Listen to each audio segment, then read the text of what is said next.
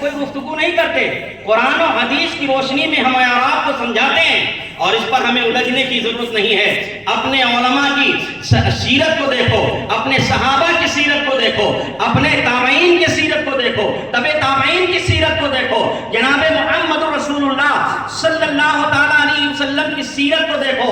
قسم خدا کی، حضور تاجدار مدینہ جناب محمد رسول اللہ صلی اللہ تعالیٰ علیہ وسلم نے جب اپنی بیٹی کی شادی کی ہے تو کس طریقے سے کی ہے، اسی نہج پر ہمیں اور آپ کو اپنی بیٹی کی شادی کرنا ہے۔ بارات لے جانا ہے، نہیں لے جانا ہے، بارات رکھنا ہے، نہیں رکھنا ہے، وہاں پر کھانا کھانا ہے، نہیں کھانا ہے۔ اپنی سیرت مصطفیٰ کو دیکھو، ہمارے سرکار نے ہمارے سرکار بارات کتنی لے گئے تھے، وہاں پر ان کی بیٹی کا نکاح کس طریقے سے ہوا تھا، اور اپنی بیٹی کے نکاح میں کیا کیا خرچ کیا گیا تھا۔ قسم خدا کی سب دانشوران ہیں، یہ لوگ جس دن دیکھ لیں گے حضور تاجدار مدینہ جناب محمد رسول اللہ صلی اللہ تعالیٰ علیہ وسلم جب اپنی بیٹی کا نکاح فرماتے ہیں تو اس بیٹی کے نکاح میں جو لوگ کھانا کھانے آتے ہیں وہ کھانا کس کی طرف سے تھا، یہ بھی آپ غور کرو۔ حدیثوں میں آیا ہے حضور صلی اللہ تعالیٰ علیہ وسلم جب اپنی بیٹی کا نکاح فرماتے ہیں تو کھانا لڑکی والوں کی طرف سے نہیں، حضور تاجدار مدینہ نے کھانا فرمایا۔ حضرت علی مولا مشکل کشا کو بیان فرمایا کہ ٹھہرو، اس لائق ہم ہیں، کھانا ہم کرائیں گے۔ آپ نے ہمیں اور آپ کو سبق دیا ہے کہ یہ لوگوں کتنے لوگوں کو کھانا کھانا ہے، کتنے لوگوں کو کھانا نہیں کھانا ہے، کتنے لوگ باراتی آنے ہیں، کتنے لوگ نہیں آنے ہیں۔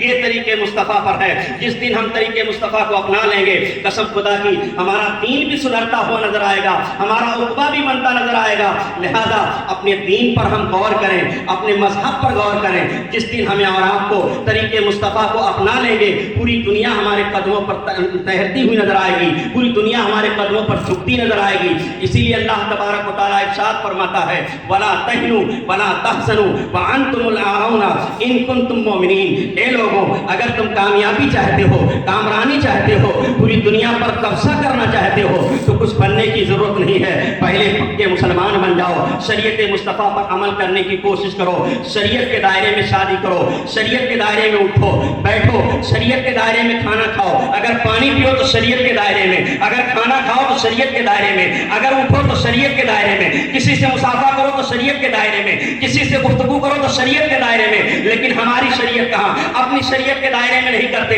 بارات میں اگر چلے جاؤ تو لوگ بفر سسٹم کھڑے ہو کر کے کھانا کھاتے ہیں، کیا یہ شریعت کا دائرہ ہے؟ یہ شریعت کا دائرہ نہیں ہے۔ اگر کھڑے ہو کر کے پانی پی رہے ہیں، کیا یہ شریعت کا دائرہ ہے؟ وہ لوگ کچھ لوگ ایسا کرتے ہیں، کھڑے ہو کر کے کھانا بھی کھاتے ہیں، کھڑے ہو کر کے پانی بھی پیتے ہیں، اور لوگ اس پر دلیل یوں دیتے نظر آتے ہیں۔ کھڑے ہو کر کے کھانا کھانے کو بفر سسٹم کو کہتے ہیں، جگہ کی تنگی کی وجہ سے ہو رہا ہے، بفر سسٹم کو کہتے ہیں۔ یہاں پر ہمارا پیسہ اور خرچ بچ رہا ہے۔ قسم خدا کی، پیسہ اور خرچ نہ دیکھو، شریعت مصطفیٰ کو دیکھو۔ اگر شریعت کے خلاف تمہارا ایک عمل ہوا تو کل میدان حشر میں آقا کو ہم اور آپ کون سا منہ دکھائیں گے؟ اگر ہمیں آقا کی مقدس بارگاہ میں جانا ہے اور آقا کی مقدس بارگاہ میں اپنے آپ کو پیش کرنا ہے تو کھانا کھانا ہے تو بیٹھ کر کے کھانا، پانی پینا ہے تو بیٹھ کر کے پینا ہے۔